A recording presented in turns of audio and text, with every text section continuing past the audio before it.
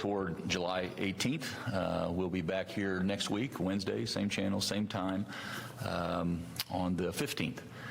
We got a lot to go over today, but a lot will happen between today and next Wednesday. So look forward to seeing you next week as well. And with that, Dr. Bucks, you've got some daily updates, you've got some Regenstrief updates in and of themselves, and some updates on positivity rates, et cetera. Thank you, Governor. Good afternoon, Hoosiers. Today we reported 455 additional cases of COVID-19 in the state of Indiana, which brings us to a total of 49,063, the total number of Hoosiers who are known to have had COVID. We also saw 15 additional confirmed deaths.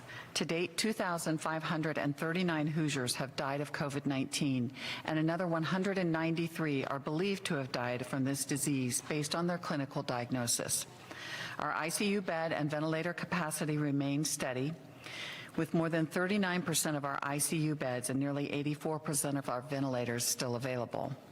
We have also seen nearly 536,000 Hoosiers tested for COVID-19, up from just 490,000 a week ago. I want to share the latest data from our partners at Regenstrief regarding the statewide hospitalization and recovery data.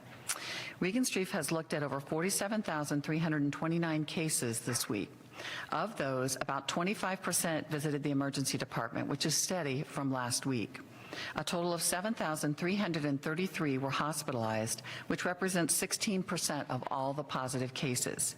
This is also basically unchanged from a week ago. Of those who were hospitalized, 21% were admitted to the ICU, which is consistent with what we've been seeing in past weeks. This represents 3% of all positive patients. 74% of hospitalized patients have been discharged, which is steady since last week. Of the remaining 26%, 7% are believed to still be hospitalized, and nearly 19% are known to have died while hospitalized. Regenstrief also estimates that 78% of patients have recovered, which is the same since June 30th. We continue to monitor the data surrounding our 4 guiding principles for our phased reopening: hospitalization, surge capacity, testing ability, and contact tracing. What concerns me is that we're seeing more overall COVID-19 infections. Our current positivity rate is increasing, meaning that of the Hoosiers tested for COVID-19, more have had positive results. The 7-day average positivity rate in Indiana was 5.9% through July 4th, but the single-day positivity rate on July 4th was 6.4%. The rate has steadily increased. By comparison, our lowest positivity rate was on June the 18th, when the 7-day average was 4.1%. With more cases, we're also beginning to see an uptick in hospitalizations over the last few days. On July 7th, 667 COVID-19 patients or persons undergoing testing for COVID-19 were admitted to hospitals across the state, up from the low of 595 patients on June 26th. As we've talked about before, the positivity rate is one of the key principles driving our decisions for the Back on Track Indiana plan. The rates of positive tests have been rising in specific areas throughout the country, and we're also seeing a few localized hotspots in a handful of Indiana counties. We anticipated this, which is why we paused the reopening plan last week, and that decision has been confirmed by the numbers that we've been experiencing. When we moved to stage 4.5 last week, we kept many guidelines at stage 4, but we also opened some larger activities such as festivals and camps as long as social distancing, masks, and other prevention plans were in place. But in consultation with the Indiana State Department of Health and following the slight uptick of COVID-19 cases, and after having discussions with us, the Indiana State Fairgrounds and Northern American Midway Entertainment has decided to cancel the Fairgrounds Fun Park that has been planned for July 31st through September the 7th. The carnival provider and State Fairgrounds had a thorough and very thoughtful plan on how to conduct the event safely, but have concluded that it's best not to move forward with the fun park. Smaller 4-H livestock shows will be conducted at the State Fairgrounds. I'd like to remind Hoosiers, whether you're planning on attending an event or just planning to attend an event where there will be lots of other people, please stick to the safety plan that you created. Wear a mask, keep socially distanced, wash your hands frequently or use hand sanitizer. Stay home if you feel sick, and of course, get tested. Those strategies are there to help protect yourself and each other from infection while enjoying some very long-awaited fun and entertainment. Thank you. Well said. It can't be said enough, I guess, though. As good as the plan is, and we've seen a lot of good plans, they got to be followed. Exactly. And I can't tell you the number of times we've seen through contact tracing that people have said, we had a great plan, we just didn't follow it. Yep. Thank you. Luke Basso from the Indiana Economic Development Corporation, you've got some updates on PPE status, inventory, even some shipments going out to schools. Yeah.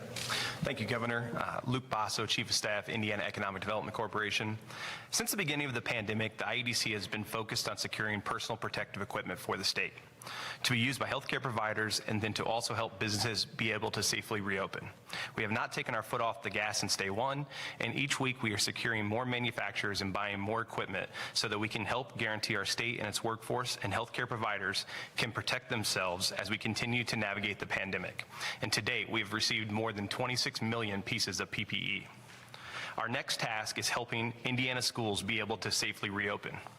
At the direction of Governor Holcomb, last month the IEDC procured over 3 million reusable masks that will be used for Indiana's K-12 public and private school student population. Students at each of the participating schools will receive masks for them to utilize during the school year. IEDC, through a survey with the Indiana Department of Education, was able to identify the need for each school throughout the state. The program was made available to all public charter, and private schools in Indiana. As of today, we have 472 school corporations, charter schools, and private schools participating. In addition to the reusable mask for students, the participating corporations or schools will also receive 500 disposable masks, 2 or 4 ounce bottles of hand sanitizer, and 10-gallon bottles of hand sanitizer. Over the past 2 weeks, the IEDC has been working with Langham Logistics to coordinate contacts and a delivery timeline for all participating corporations or schools. Langham Logistics will begin coordinating with contacts today, and deliveries will start to take place on Monday. Participants will be receiving their bundles based on when the school is reopening for the school year. I please ask schools to be responsive to emails and phone calls you receive from Langham Logistics so you can promptly receive your supplies. Governor, in addition, the Indiana Small Business Marketplace launched on May 6th, and after 2 months, the marketplace has fulfilled more than 30,000 orders and delivered to more than 600 cities. In recent weeks, we've seen a decrease in bundles ordered, and companies have been asking for more access to additional supplies. Today, the IEDC will launch the Indiana PPE Directory, transitioning from the Indiana Small Business Marketplace. The PPE Directory will provide a long-term, reliable, and credible solution for businesses and nonprofits looking to procure PPE. The directory, which is available online at backontrack.in.gov, features Hoosier companies manufacturing or distributing PPE, items such as face masks, face shields, goggles, hand sanitizer, among other items. Users of the website will be able to work directly with the companies to view available products and immediately place purchase orders for the PPE. Currently, the directory features 12 Indiana companies with more applications under review. All companies on the directory have been vetted by the IEDC and are required to be headquartered or incorporated in Indiana. Hoosier businesses interested in being featured on the Indiana PPE Directory are encouraged to review additional eligibility requirements listed online and to contact PPE Directory at iedc.in.gov. Thank you. Thank you. And we will go directly to the Q&A portion. Steve with KPC Media. Good afternoon, Steve. Good afternoon. How are you doing? Doing great. How about yourself? Good, good. 2 quick questions, probably both for Dr. Box. First, on positivity, I've been noticing that uptick as well. We hear from a lot of people that, well, Indiana's just testing more. So can you just explain how a positivity rate is kind of a control for that up and down that we see at testing? And then second question, as cases were rising for a while, we were hearing a lot of people talking about, well, you know, this is just getting us to herd immunity. But everything that I've seen about herd immunity talks, you know, that we would need to see 70 to 80% plus people immune to the disease. So my question is it really feasible for Indiana to get to a point where we may have some herd immunity to COVID-19 without a vaccine? Thank you. They're both excellent questions. With regards to the first question, we know that numbers of cases, just absolute numbers of cases, will go up as we test more individuals. And we want to continue. We have the ability to test more individuals. We want more individuals to go and get tested.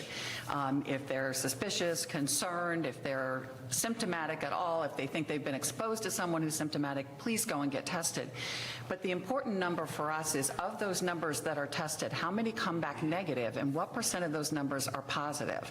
You want to be testing so many people that your positivity rate is really down below about 5%. That's where we would like to be. That's what we would like to see. And Indiana actually was down about 4.1% kind of mid to later June. And now we've seen that creep up. And as we've seen it in some pockets across the state. And that can be a sign that we are seeing more actual outbreaks, more actual cases, not just related to the number of people that we're testing. So that positivity rate is something that we really hang our hat on and look at, and it's something that you can look at every day on our website at the www.coronavirus.in.gov. You can actually pick the particular region that the county is in that you're interested in, and then click on that county, and it will give you the specific county data there. Now, with regards to herd immunity, we have some kind of new studies that have come out indicating that this coronavirus, like other coronaviruses, those viruses that cause the common cold, tend to behave the same way. And that is that, you know, we have some viruses where you get it once in your life and you have immunity forever. You're never going to get that virus again. You have other viruses, something like HIV, that you may get and probably will have forever and be able to keep that under control with medications.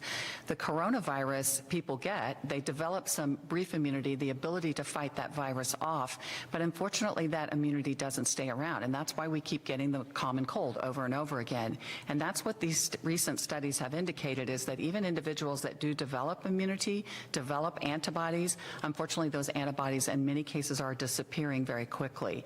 So the concern there is that it doesn't matter how many people we expose, we are not going to probably develop herd immunity, and unfortunately we may just end up with a lot more individuals that have severe consequences or die from this. And I would just add, again, I'm not a physician. I take my orders from a physician. But, you know, Steve, when you talk about herd immunity or banking on a vaccine, that doesn't account for between now and then.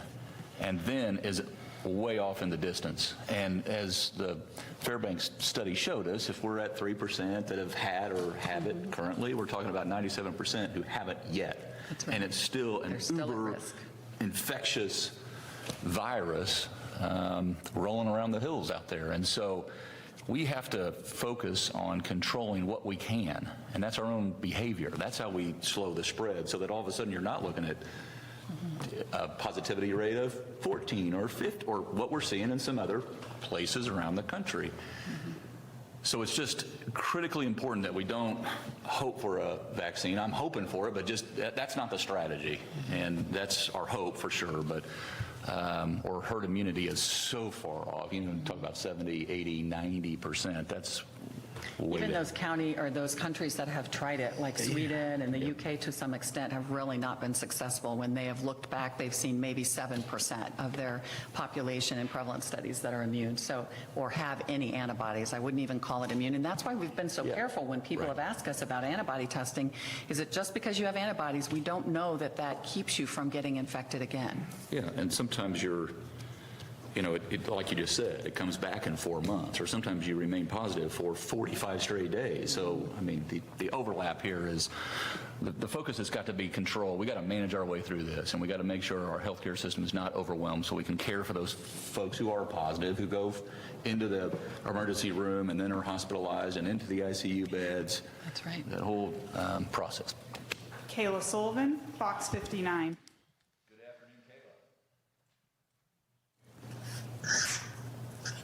Hi, Governor. How are you today? Sorry about that. I'm a little late on those some days. Very good. How are you? I'm doing all right. Good. I wanted to know if you would be willing to comment on the investigation in Bloomington. We've really been having a lot of lawmakers asking you to make public your opinion on this investigation, as well as we were wondering if you could maybe give us more details on the role of DNR in this investigation. Well, I can comment on it. I'll be brief about it, just because it is, as you just allude to, an ongoing investigation. The brief video clip that I viewed with my own two eyes was beyond disturbing, and that's why it's very important that the DNR, and they will, complete their investigation sooner rather than later. They're working on that. I think it's right around the corner.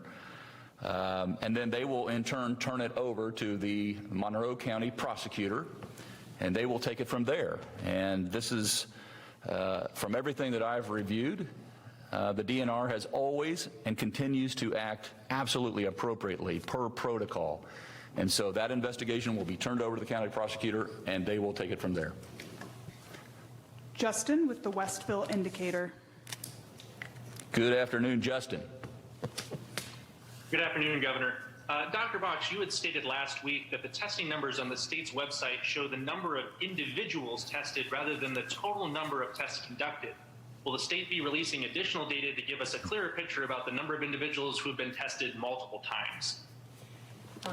The last time I talked to them about that, we had over 100,000 additional tests that would be on there if we included that.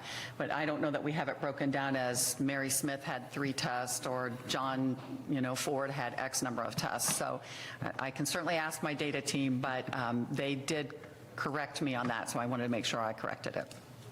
Whitney Downard, CNHI. Good afternoon, Whitney. Good afternoon. I can't tell you how excited I am about that nursing home database. Just to start off, I wanted to ask about the infection control surveys specifically.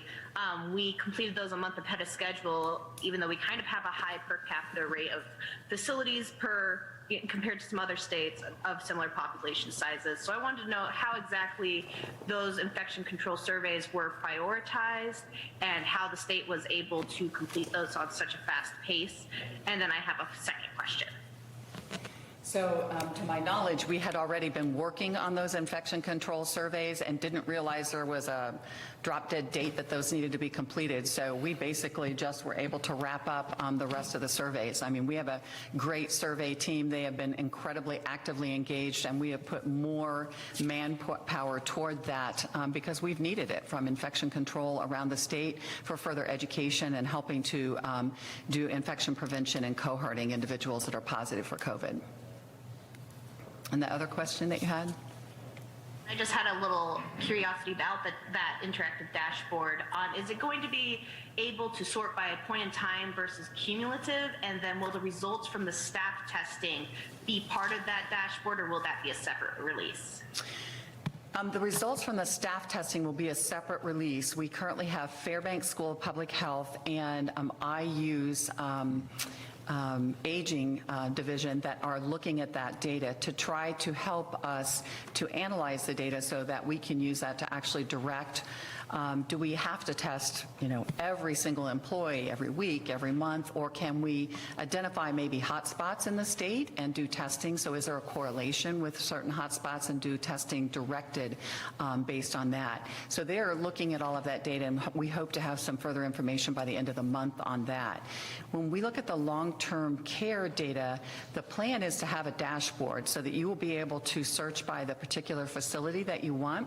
You should be able to look at the number of infections and when those infections occurred in the facility. You should be able to look at the number of employees that were infected and the number of deaths of both residents and employees. And there may be more on that that I'm not familiar with, but I do know that they're trying to make that very user-friendly. Sarah with WNIN. Good afternoon, Sarah. Good afternoon. This question is for the governor and Dr. Box. Okay. Vanderburgh County has seen a surge in cases, we're told, among young people who have been traveling to places like Florida. We have one instance of a graduating senior who went to Florida, met some people from Texas there, came home to Indiana, attended graduation parties, and a few days later tested positive for COVID. With school officials working furiously to make plans for the school year, how would you encourage young people and their parents to act responsibly leading up to the start of school? You said Vanderburgh County? That's right. Okay. Yes, you want to go ahead? No, go ahead. We have seen an uptick of cases in Vanderburgh County, a little bit in Warwick County, and have been in contact with officials there. The Deaconess Hospital is doing testing there, and they have additional testing open for the public. I would say that they have an excellent health officer and health department there who are all over this and taking really good care to make sure that they help us in the contact tracing in this situation. The personal responsibility for our young adults is something that I, first of all, realize we're not going to reach them at this 2:30 presser, Monday through Friday. So we are really looking to figure out where in social media and what areas we can reach out to them and how it's going to resonate with them. Because young adults and even teenagers are very passionate about the things that they care about. And they will stand up for what is right. And so we have to be able to give them the message in a way that they understand that it's critical that they are the difference in whether those infections are brought home to maybe their mom that works at a long-term care facility or their grandma that has underlying health conditions. So we are looking into that and working very hard on making sure that we do reach individuals. Yeah, we were, Sarah, going back and forth about this. You know, it can't just be us in this limestone building or health officers in 92 different counties. We got to get out to the broad citizenry and connect with each Hoosier, and that may mean, you know, college student athletes saying, if you want to watch me play football or basketball, mask up. Or it may be students talking to their cohorts or to their parents, if you want me in school, mask up. And because I think they want to be in school. I think parents want kids by and large in school. I think the kids want to be back. I think a lot of our college students want to be back on campus. And we can do this, and we can do it safely. But once again, I sound like a skipping record, but it comes back to our conduct. And so as Luke went over, we're making sure that we get all the safety, the PPE to the schools so they can. We have plans in place, school by school. You've hired a full-time person to liaison back with all the local health departments. So all the pieces are there to be able to do this. And it can be a hybrid as well. But Sarah, you tap on something that's very important here, is how people consume information that's good for them. And so we're looking at other voices getting part of this campaign to get the word out. Eric Berman, WIBC. Good afternoon, Eric. Good afternoon, Governor. I wanted to go back to or continue rather, on the question of schools. We've got thousands of students going back to school, hundreds of their teachers going back next month. Under what circumstances would we look at going back to online? Would that reflect a certain increase in the community? Would it have to reflect infections within a school itself? And how big an outbreak would prompt that? Well, it's not a single factor. Certainly, the plan that's in place in every school, and we're obviously working hand in glove with each school corporation and the leaders there to make sure that they're carrying out their plan, and with the local health department. So if you're looking for just one indicator that says, you know, they score off the chart here, that's not it. It's a whole series of questions that have to be asked, and, you know, the rate of which it's occurring as well. Do you want to add? Well, when we look at it, you would have to look at where are the outbreaks. So if a community has a particularly high positivity rate, is that because it's in a particular industry or a business there or a long-term care facility? Is this just in one classroom in the school, or is it in every classroom? Is it in all grades? Is it your staff, your teachers, and everyone? So it's really more, as the governor says, a consultation between the superintendent and principal principals of those schools, along with their local health officer for that county, and the State Department of Health. If they would like us to be engaged with that, we would be happy to be engaged. So it's, Eric, I wish I could say, if you get about this percentage of students that are homesick with these symptoms, we're going to have to call school. We're going to do what we can to try to support schools so that they can stay open. We think that's important, not only for the educational experience of our students, but for their mental and their physical health also. And for the parents who want to get back to work as well, that maybe can't right now. But I mean, Dr. Box just brings up a very important point, and that is we're going to be at this for a while. This is not, one day's numbers or one report. This is going to be over the course of the rest of the year and beyond, potentially. And so that's why we'll continue to, and what I'm pleased about is we have these connections and relationships with all 92 counties, health departments, and with schools, and with the Department of Education, et cetera. All the partners are there that we're going to have to make one-off decisions throughout this whole process. And we're going to be looking at a lot of numbers, not just one set. Caitlin, WPTA. Good afternoon, Caitlin. Hello, sorry, it took me a second to get unmuted. This question is for Dr. Box. Does the state government's decision to publicly release COVID-19 data in long-term care facilities violate privacy laws or single out potential COVID-19 patients by identifying facilities and outbreaks? If your answer to that is no, could you please explain how it doesn't? Well, I think that very early on in the situation, it would have been worrisome to me that we easily could have actually violated an individual's privacy because of the small number of cases that we had and where those were. Now, by looking at this data and at the request of the AARP and the request of the associations that represent our long-term care facilities, they want us to post this data. There won't be individual persons' names there or employees' names, so no residents' names and no employees' names. But when the cases occurred, you'll be able to see, are those cases that have occurred recently, or are they cases that occurred very early in the outbreaks? And you'll be able to see whether they're deaths that have occurred more recently or deaths that occurred very early in this process. And so there's no ability there to identify any single individual with the data that we'll be giving. The only time that happens is when it's directly to the caregiver or the family. Oh, if a case, yeah. Correct. We would talk with the family, but we wouldn't even then tell the resident, that lives there or their representative that it was their roommate that's positive or so-and-so that's positive. We're very careful to try to, in contact tracing, just say you have been in close contact with and explain it that way. So residents shouldn't fear that their name is going to be splattered all over the no. universe. Yep. Adam Wren, Indianapolis Monthly. Good afternoon, Adam. Good afternoon, Governor.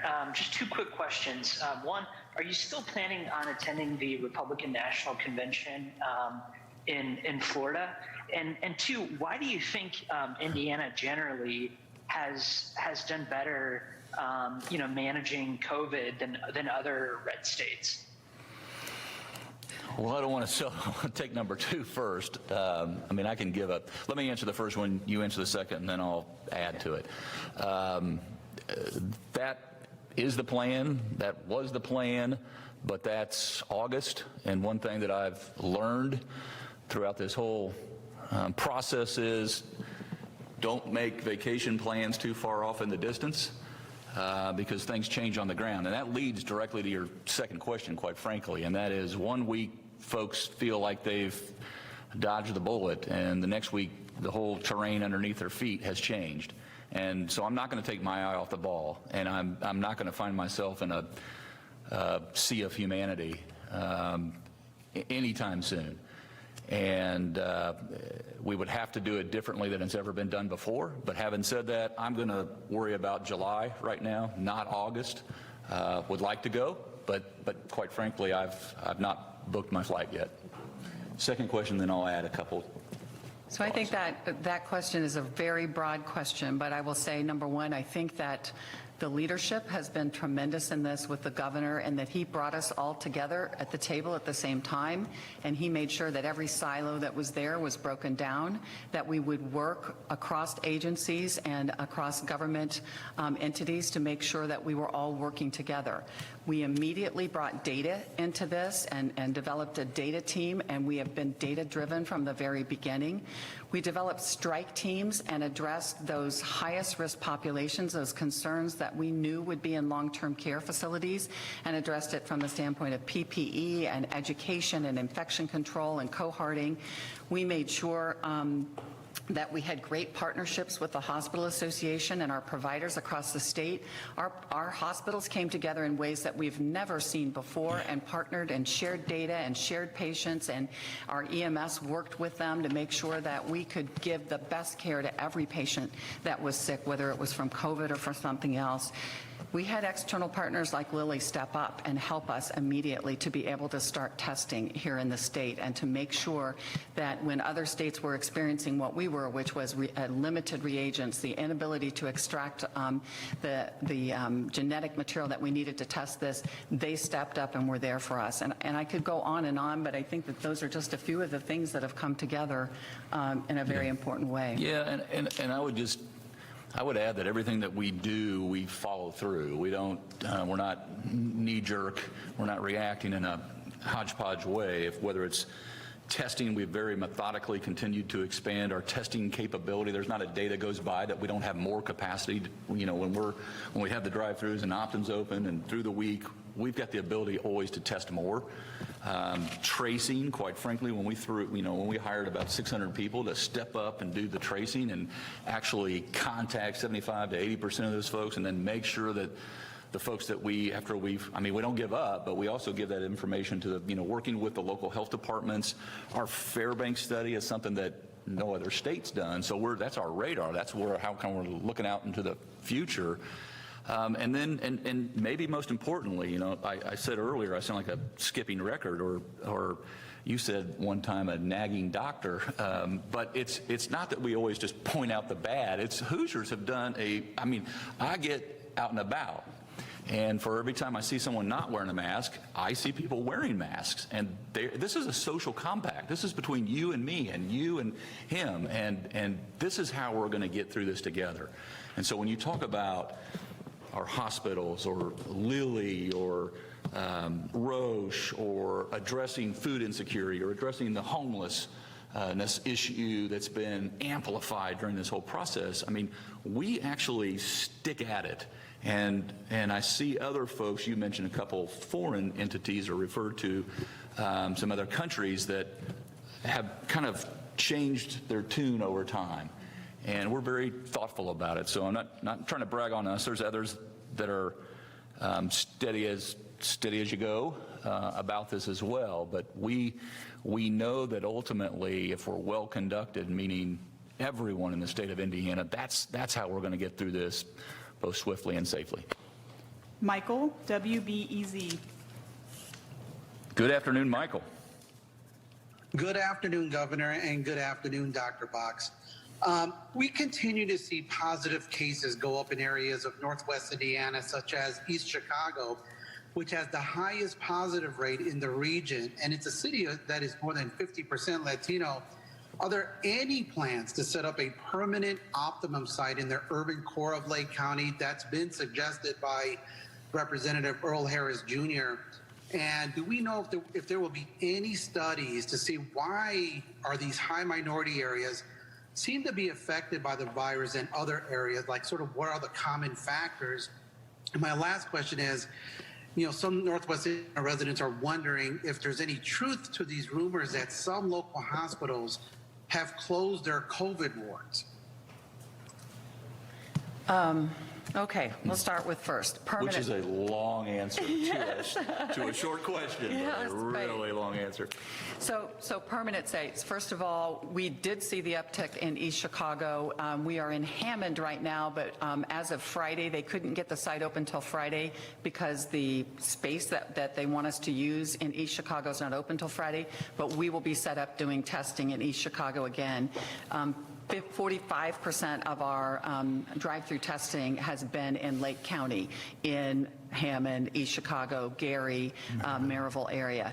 Yes, we have actually already been in contact with the Gary mayor, and we'll be setting up a permanent Optum site there, and actually have a couple of options for sites there, and have already reached out to the mayors in East Chicago and in Hammond to put a permanent Optum site there. Any studies done to determine, I can tell you that many of these populations are in larger urban populations, and that is the highest risk population. So it's going to be the Marion counties, the Lake counties, Allen counties, where we tend to see these outbreaks. And especially it is our urban areas oftentimes where we do have some of our minority populations. So that is what, we're seeing, and that's what we expected to see.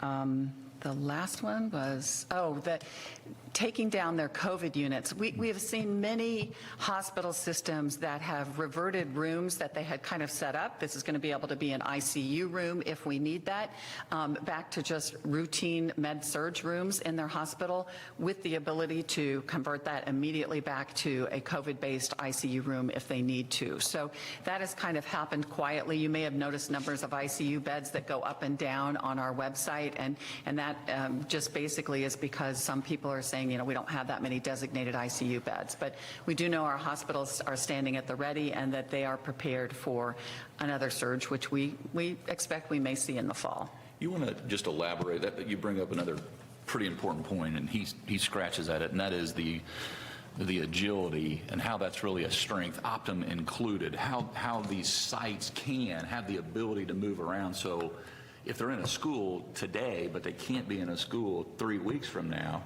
we have the ability to move it to another location, or where there's better airflow, or a number of examples. But you just might want to talk about that agility as a strength.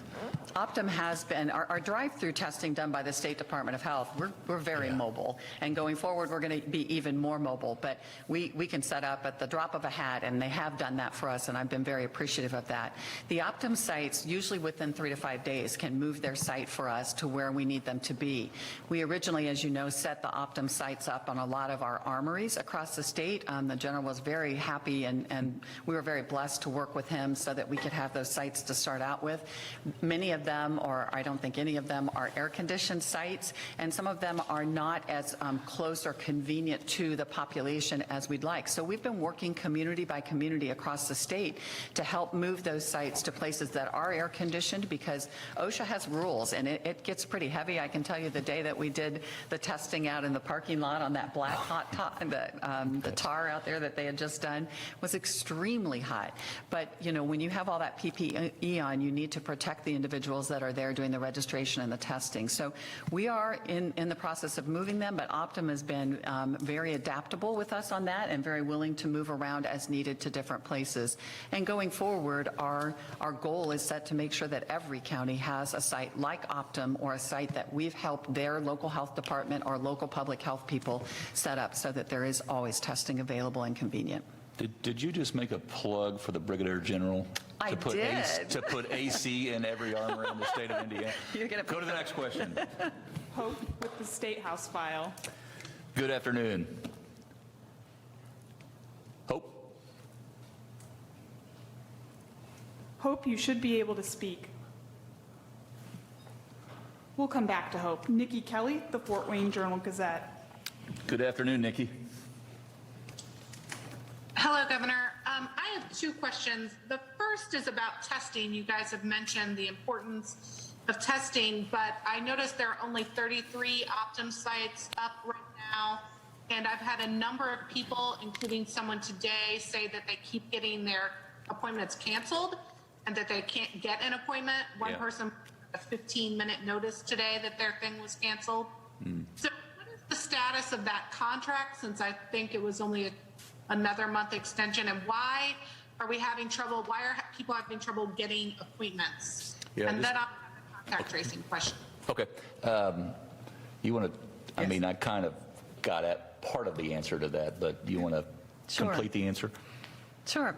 So the biggest problem that we're having, as I mentioned with the Optum sites, is the heat right now, and many of them are in areas that are not air conditioned. And so once that heat gets up to be about 78 to 80 and they're in their personal protective equipment, they will shut down. And unfortunately, in order to go as long as they can, that ends up being a last-minute decision. What we've asked and what I think has been happening is the Optum call center has actually been calling individuals to let them know and to try to reschedule them. But I'm sure that there are people that unfortunately find out about that at the last minute. Now, with regards to appointments, Nikki, I don't have a specific answer on that other than to say that the Optum sites, you don't have to have an appointment. You can, and if that works better for you, you can do that. We are working with communities to determine who wants, I mean, we have some communities that say, oh, we don't want the Optum site anymore, or now we want the Optum site moved, or there's an air conditioning or a heating problem here, people are getting too hot. So we are trying to work community by community. Some of them have been in schools, and so now that schools are getting ready to reopen, we are having to shuffle those sites around. So it really has been a question of being able to work with communities and county commissioners and the mayors to try to determine where we can move those sites. And as far as the contract goes, that contract is signed through the end of July, and whether we extend that contract is under discussion at this time. You had a follow-up, Nikki, I think? Yes, I had a question on contact tracing. Can you tell me how many counties the state contract is handling contact tracing for, and how many people you have hired? I know Allen County decided to take their efforts back, and so I just wanted an update. So Allen County was receiving their feed from the hospital there, from Parkview Hospital, sooner than we were even getting it in MBS, because they were manually entering it into our MBS system. And it is the case being generated in MBS that was going to our contact tracers at the state level. So we've been able to work with Parkview and to figure that out. They were great partners in that. But Allen County has really helped us to fine-tune and push ahead and make this system better so that there's more interaction at the state level with our county level individuals. And I give Mindy Waldron and her team up there a lot of credit for that. We now have the ability for them, if they're the first person that knows about a case, to actually open the case and do the initial history and document that into the same Microsoft Dynamics that we are working in. So we are still working with Allen County. We are still sending out things for contacts and on a daily, do you have symptoms? If so, you need to get tested. But they are doing a lot of it on their own at their request. But we are doing contact tracing for every county in the state of Indiana. We have 650 contact tracers currently working and trained, and if you include all of the public health nurses and the contact tracers that are working with us across the state, that number is dramatically higher than that. Abdul Hakim Shabazz, Indy Politics. Good afternoon, Abdul. Good afternoon, Governor. Two questions. First one, your thoughts on what does it take for Indiana to move past 4.5 or maybe go back to 4 and sort of the next level? Because with places like Texas and Florida and California seeing a lot of cases sort of grow. So what would it take to move that needle is my first question for you. And my second question, this is going to sound really weird not, so work with me. What are your thoughts on changing the name of Indiana? Because hearing just some sentiment out there that with things like Indiana, Indianapolis, that may be offensive to people who are Native American. Like I said, it's a weird question, so thanks for keeping a straight face with me on this one. Your thoughts on changing Indiana's name? Well, I think we answered the first question in terms of there are multiple factors that the data will drive our decision, not 4.8 or 4.5 or 5 or where we want to get to or 250 people or unlimited amount of people. It'll be a series of data points that will lead us to the responsible decision. And so we're not, when we put these July 18th dates out there, that's just for us to take stock of where we are leading into that period of time and then make informed and intelligent, safe decisions. So I think you would concur. I absolutely agree. And I think, Abdul, it's really a question of us we're giving it a little extra time to see where these numbers are actually going. Do they continue to go up? And we're trying to establish that perfect balance between being opened economically so that we can enjoy some of the things that we enjoy as a state and do the things we need to do and prioritize those things that should be and need to be done so that we can get our kids back to school and get our institutes of higher education open, but still at the same time be able to protect Hoosiers and visitors to our state. You know, Abdul, no, I haven't given that any thought. Your second question, although I've talked with Native American friends of mine about our shared past and our heritage and how we can do a better job, we being myself, this administration, how we can do a better job sharing the story of Indiana, sharing the story of who we are as a people, a very diverse people, and to be able to celebrate our successes, to be able to acknowledge our shortcomings and deal with them. And I'll look to speak more about this in the near future. Julia with Wish TV. Good afternoon, Julia. Good afternoon, Governor. I have a question about the mask mandate here in Marion County. Do you believe it is enforceable? Do you believe it is constitutional? And in light of this new COVID-19 data, are you open to a statewide mask mandate? We have supported locals making that decision. Obviously, we've, for the State House where we've mandated it, and we'll continue to work with locals. It is constitutional. A business does have the right. This has been proven out. And what's really important that's been proven out is it works to slow the transmission of COVID-19. So if you cannot physically distance yourself 6 feet at a minimum, then masks help. And we'll continue to support, especially in areas that are seeing surges occur, where we want to draw those numbers down. And I think the facts will bear out that it does work. I mean, I think we'll be able to cite examples around the state of Indiana or the country where this is a way to get not just a handle on it, but to bend that curve back down. You may want to add. We've even seen that. LaGrange County instituted a mask ordinance where they have to wear masks, and we've seen their numbers go down nicely. Elkhart's done that, and their number is stabilized, and even, I hate to say this, but ticked down a little bit, so I'm hoping it stays that way. So, St. Joseph's County is doing a very good job. It is difficult to enforce, but again, I think that, gentle reminders to people, if you're going to come in, if we're going to serve you here in this restaurant, you need to put your mask on as we go to the table. You need to put your mask on as you go to the restaurant or restroom.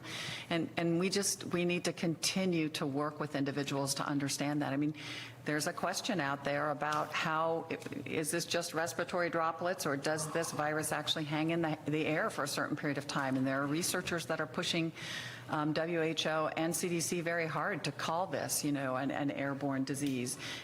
Either way, masks are the answer to that. So that's why we really want people to wear their masks. And here's where it really dawned on me that I could do this is, on July 4th, we had 2 races out at the IMS, no fans. But the races were exciting, nevertheless. And the men and women that were down there on the track in the pit crew at 129 degrees were wearing their masks for the entire race. I think if they can do this, I can too. And so if they're worried about being outdoors with no one else around at 129 degrees for more than 2 hours, it's the least that I can do. Yep. David Douglas, NBC News. Good afternoon, David.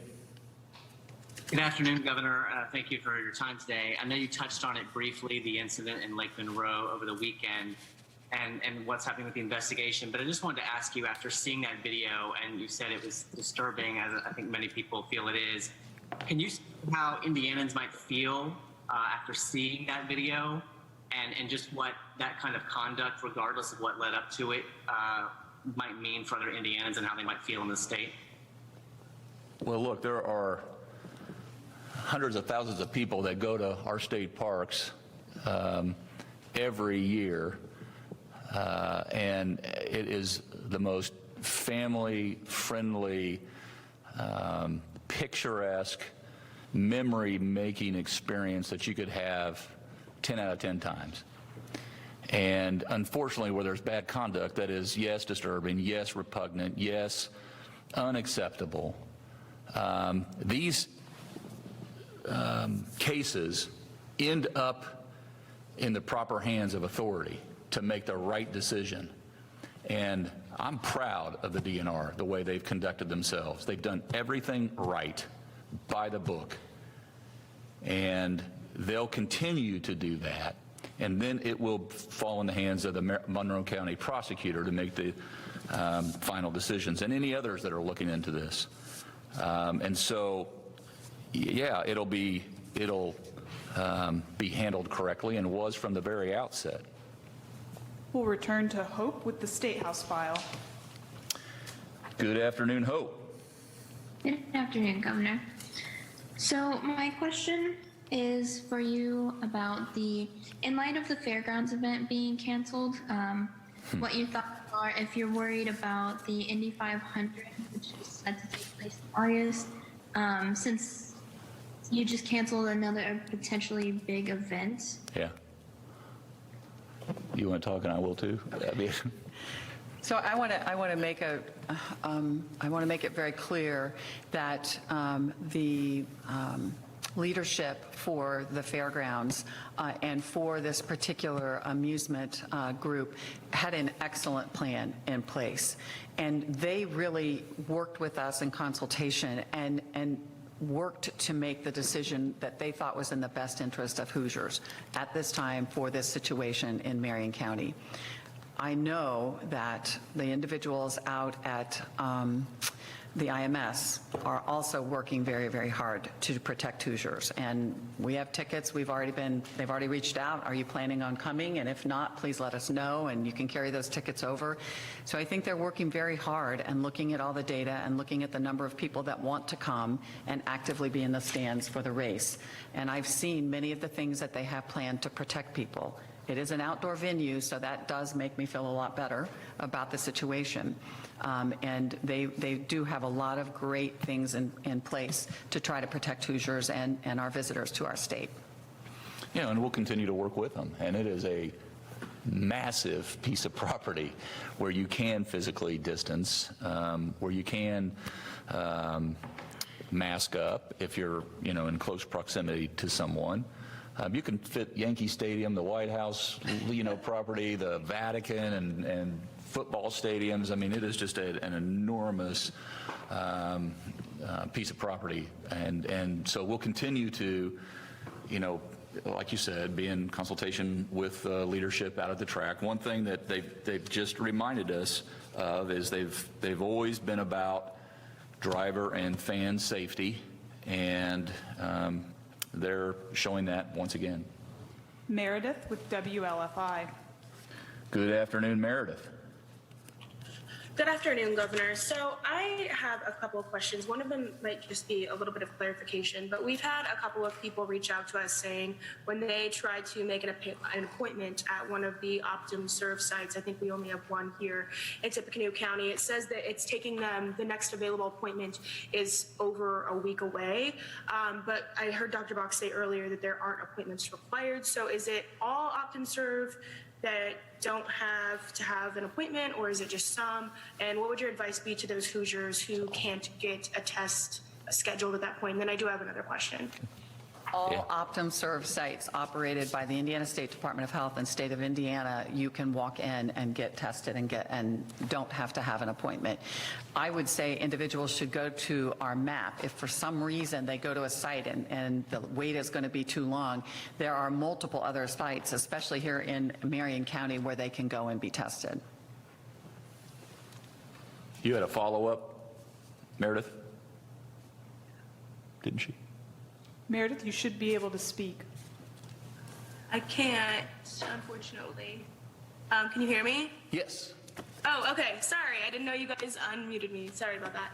So my other question is, Purdue University just announced that they are going to require all students be tested for COVID-19 before they return to campus. My question, I guess, is for you, Governor, and Dr. Box, is what's kind of your take on that? And is this something that you think other colleges and schools in general should be doing moving forward?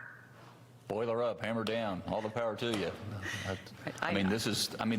We're working with all of them, you're working with all of them to make sure that they have the right intel to make the best decision possible. And doesn't surprise me, Purdue's taking this step forward.